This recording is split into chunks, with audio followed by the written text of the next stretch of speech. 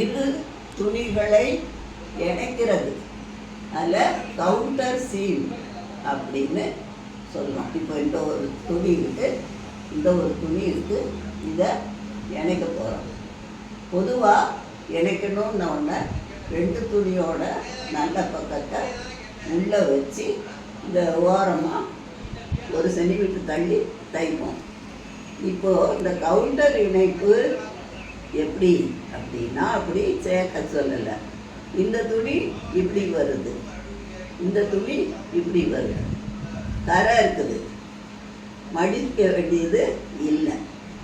அதனால் இது இப்படி வரும், இது இப்படி வரும்.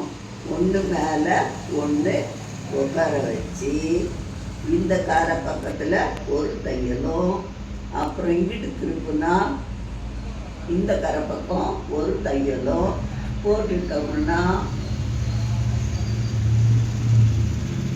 2 தையல் தெரியும்.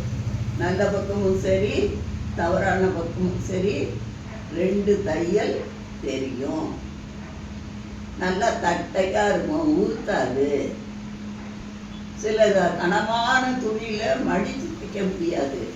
அப்படிப்பட்ட இடத்துல கவுண்டர் இணைப்பு பயன்படுது.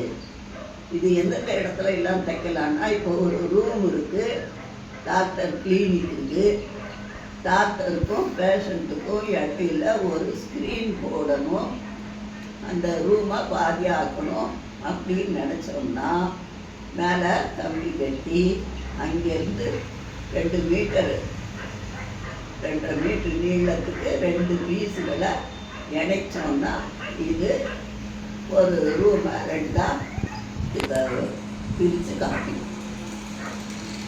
இது கவுண்டர் இணைப்பு.